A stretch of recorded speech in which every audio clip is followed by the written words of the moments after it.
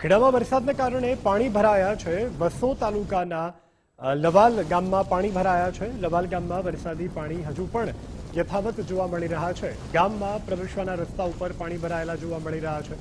પ્રાથમિક શાળાની બહાર પણ પાણી ભરાયેલા જોવા મળી રહ્યા છે। લવાલથી દેવા તરફનો જે માર્ગ છે ત્યાં અત્યારે વરસાદી પાણી ભરાયેલા જોવા મળી રહ્યા છે। હજુ વરસાદી પાણીનો નિકાલ નથી થયો, જેના કારણે સ્થાનિકોને પણ હાલાકી વેઠવાનો વારો આવ્યો છે। ખેડા જિલ્લામાં વરસેલા ભારે વરસાદના કારણે અનેક ગામડાઓમાં વરસાદી પાણી પ્રવેશી ચૂક્યા છે, ફરી વળ્યા છે। આપ જોઈ રહ્યા છો કે વસો તાલુકાનું આ લવાલ ગામ છે। લવાલ ગામની સાથે અહીંયા દેવા ગામ તરફ જવાય છે।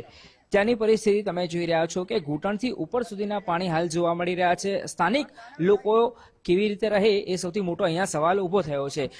ગામની અંદર વરસાદી પાણી પ્રવેશી ગયા છે, સાથે સાથે મુખ્ય રસ્તો છે ત્યાં પણ વરસાદી પાણી ભરાઈ ગયા છે। સ્થાનિક લોકો જો બાઇક લઈને જાય તો કેવી હાલત છે એ પણ આપને બતાવું। એક ભાઈ છે એ દેશી જુગાડ કરી રહ્યા છે। સાયલેન્સરમાં પાણી ન પ્રવેશે એટલે એક પાઇપ લગાવી રહ્યા છે, જેથી કરીને પાણીનો સીધો નિકાલ અન્ય સ્થળ એટલે કે ઊંચાઈવાળી જગ્યાએ થઈ શકે। એટલે આવો દેશી જુગાડ તેઓ કરી રહ્યા છે। કંઈક આ પ્રકારની હાલત છે। સાથે જ હવે તમને લવાલ ગામમાં જે પ્રાથમિક શાળા આવેલી છે ત્યાંની પણ પરિસ્થિતિ બતાવું તો પ્રાથમિક શાળાની બહારનો રસ્તો છે, એની સાથે સાથે એક આ ચોક જેવો રસ્તો છે, મુખ્ય રસ્તો છે, ત્યાં પણ વરસાદી પાણી છે, રહેણાંક વિસ્તાર છે।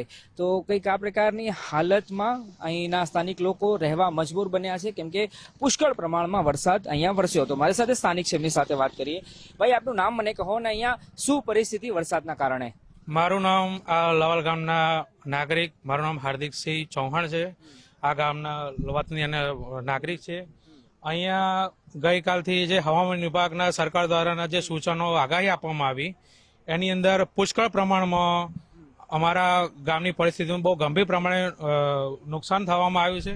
વત્તા બીજું ઉપરવાસના કુદરતી આફતને લઈ જે પાણીની અંદર જે આ નુકસાન જે પાણીના લઈ ખેતી મુખ્ય પાક કહેવાય, જે અત્યારે ખેડૂતોને જે એની આજીવિકા કહેવાય એને ઘણું નુકસાન થવામાં આવ્યું છે। વત્તા બીજું કે ડાંગરની રોકડી પડ્યા પછી જ્યાં ડાંગરનું નુકસાન થયું, અત્યારે મેન વસ્તુ કે ડાંગરનું ધરું ક્યાંથી લાવીને કેવી રીતનું રોપવું, એટલે પુષ્કળ પ્રમાણમાં 1380 હેક્ટરની અંદર લવાલ સીમ વિસ્તારનો જમીન વિસ્તાર ધરાવે છે। વસો તાલુકાનું અમારા લવાલમાં નાનામાં નાનું ગામ છે, જેથી કરીને મુખ્યત્વે પાકમાં હજુ શું ખેડૂતોને મોટા ડાંગરના પાકનું નુકસાન થયું છે। અને સ્થાનિક અધિકારી પદાધિકારી અને દરેક ફૂલ સપોર્ટ મળ્યો છે। હવે ઉપર બસ અમારા સરકાર તરફથી એટલી જ માગણી કે ખેડૂતોને વળતર મળે, બસ અમારી એક રજૂઆત છે। તો સ્થાનિક લોકો મદદની માંગ કરી રહ્યા છે, વળતરની માંગ કરી રહ્યા છે। આપ જો આ ગામનો રસ્તો છે, ગામની અંદર તરફ હવાય છે અને પ્રાથમિક શાળા છે। પ્રાથમિક શાળાની હાલત તમે જુઓ તો અંદર પ્રવેશવાના રસ્તા પર જ પાણી છે। એટલે હાલ તો રજા જાહેર કરવામાં આવી હતી શાળાઓમાં ભારે વરસાદની આગાહીના પગલે। જો કે આ શાળાની પરિસ્થિતિ હાલ એવી છે કે વરસાદી પાણી અંદર દૂર થયા બાદ જ શાળા ફરીથી કાર્યાન્વિત થઈ શકે એ પ્રકારની હાલત હાલ જોવા મળી રહી છે। એટલે કંઈક આવી પરિસ્થિતિનો માહોલ ખેડા જિલ્લાના વસો તાલુકાના લવાલ ગામમાં જોવા મળી રહ્યો છે, જ્યાં રસ્તાઓ પર તો પાણી છે, સાથે સાથે ખેતરોમાં પણ વરસાદી પાણી ભારે માત્રામાં ભરાઈ ચૂક્યા છે। કેમેરામેન મનીષ ત્રિવેદી સાથે અર્પિત દરજી, ગુજરાત ફર્સ્ટ।